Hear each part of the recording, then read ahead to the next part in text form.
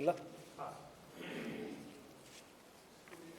ಬೆಳಗಾವಿ ಜಿಲ್ಲೆ ಅತ್ನಿ police station ವ್ಯಾಪ್ತಿಯಲ್ಲಿ ಬರುವ ಕಿಳೆಗಾಂವ್ ವಿಲೇಜಲ್ಲಿ ಚಂದ್ರಕಾಂತ್ ಸಂಗಪ್ಪ ಶಿವಪೂಜ್ ಇವರಿಗೂ ಸುಮಾರು ವಯಸ್ಸು 41 ವಯಸ್ಸು. ಇವರು ಒಂದು ಶಿರೂರು ವಿಲೇಜ್ ಹತ್ರ ಗೋರಿಯಾಲ ಹಳ್ಳದ ಪಕ್ಕದಲ್ಲಿ ಬೈಕಲ್ಲಿ ಬಂದು ಆಕ್ಸಿಡೆಂಟ್ ಆಗಿ ಬಿದ್ದಿರೋ ಥರ ಒಂದು ಘಟನೆಯನ್ನು ಜೋಡಿಸಿ ಬಿದ್ದಿರ್ತಾರೆ.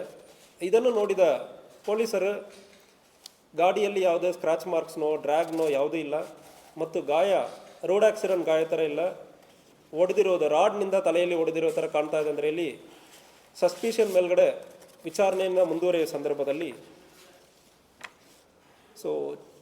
ಡಿಸೀಸ್ಡ್ ಮೃತಪಟ್ಟಿರುವ ಚಂದ್ರಕಾಂತ್ ಸಂಗಪ್ಪ ಅವರ ಹೆಂಡತಿ ಮೇಲೆ ಊರಿನವರು ಸ್ವಲ್ಪ ಡೌಟ್ ವ್ಯಕ್ತಪಡಿಸಿದರು.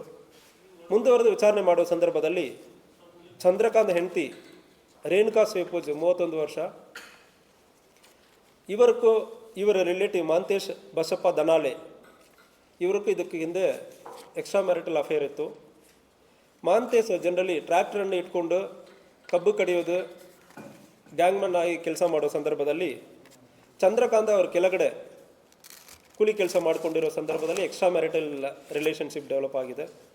ಆ ಸಂದರ್ಭದಲ್ಲಿ ಮನೆಗೆ ಗೊತ್ತಾದ ಮೇಲೆ ರೇಣುಕಾ ಫ್ಯಾಮಿಲಿಯವ್ರು ಬಂದು ಈ ಮಹಂತೇಶನ್ನು ಎದುರಿಸಿ ಮುಂದಿನ ದಿವಸಗಳಲ್ಲಿ ನನ್ನ ಮಗಳ ಜೊತೆ ಇಂತಾಗ ಎಕ್ಸ್ಟ್ರಾ ಮ್ಯಾರಿಟಲ್ ಅಫೇರ್ ಇಟ್ಕೊಳ್ಳಬೇಡ, ಅವರು ಸಂಸಾರ ಹಾಳಾಗುತ್ತಂದರೆ ಇಲ್ಲಿ ಎದುರಿಸಿ ಹೋಗಿದ್ದಾರೆ. ಅದಾದಮೇಲೆ ಆಗಸ್ಟ್ 8ನೇ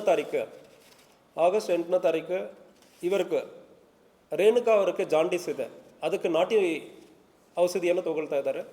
ಈ ನಾಟಿ ಔಷಧಿಯನ್ನು ತಗೊಳ್ಳೋದಕ್ಕೆ ಪ್ರತಿ ದಿವಸ ಸುಮಾರು ಒಂದು 3:30ಕ್ಕೆ ಇಲ್ಲಿಂದ ಕಿಳೆಗಾಂವ್ನಿಂದ ಐನಾಪುರ ಹೋಗಿ ಔಷಧಿಯನ್ನು ತೊಗೊಂಡು ಬರ್ತಾರೆ. ತೊಗೊಂಡು ಬರೋದಕ್ಕೆ ಹೋಗೋ ಸಂದರ್ಭದಲ್ಲಿ ಹೆಂಡ್ತಿನೇ ಮಹಂತೇಶ್ ಬಸಪ್ಪ ಅವನ ಕೇಳಿ ನನ್ನ ಗಂಡ ಮನೆ ಬಿಟ್ಟಿದ್ದಾರೆ, ಈಗ ಒಬ್ಬನೇ ಬರ್ತಾ ಇದ್ದಾನೆ, ರಾತ್ರಿ ವೇಳೆಯಲ್ಲಿ ಯಾರೂ ಇರಲ್ಲ ಅಂದರೆ ಹೇಳಿ ಇಬ್ಬರು ಪ್ಲ್ಯಾನ್ ಮಾಡಿ ಹೋಗೋ ದಾರಿಯಲ್ಲಿ ಕಿಳೆಗಾಂವ್ನಿಂದ ಐನಾಪುರ ಹೋಗೋ ದಾರಿಯಲ್ಲಿ ಶಿರೂರ ಪಕ್ಕದಲ್ಲಿ ಒಂದು ರೋಡಲ್ಲಿ ಇವರನ್ನು ಸ್ಟಾಪ್ ಮಾಡಿ ರಾಡ್ನಿಂದ ಹೊಡೆದು ಸಾಯಿಸಿರ್ತಾರೆ. ಸಾಯಿಸಿಬಿಟ್ಟು ಈ ಘಟನೆಯನ್ನು ಒಂದು ರೋಡ್ ಆಕ್ಸಿಡೆಂಟ್ ಥರ ಬಿಂಬಿಸೋದಕ್ಕೆ ಪ್ರಯತ್ನ ಮಾಡಿದ್ದಾರೆ. ಬಟ್ ವಿಚಾರಣೆಯಲ್ಲಿ ಇದು ರೋಡ್ ಆಕ್ಸಿಡೆಂಟ್ ಇಲ್ಲ, ಇದೊಂದು ಕೊಲೆ ಎಂದರೆ ಕಂಡು ಬಂದಿರುತ್ತದೆ. ಇಬ್ಬರನ್ನು ಕೂಡ ಅರೆಸ್ಟ್ ಮಾಡಲಾಗಿದೆ.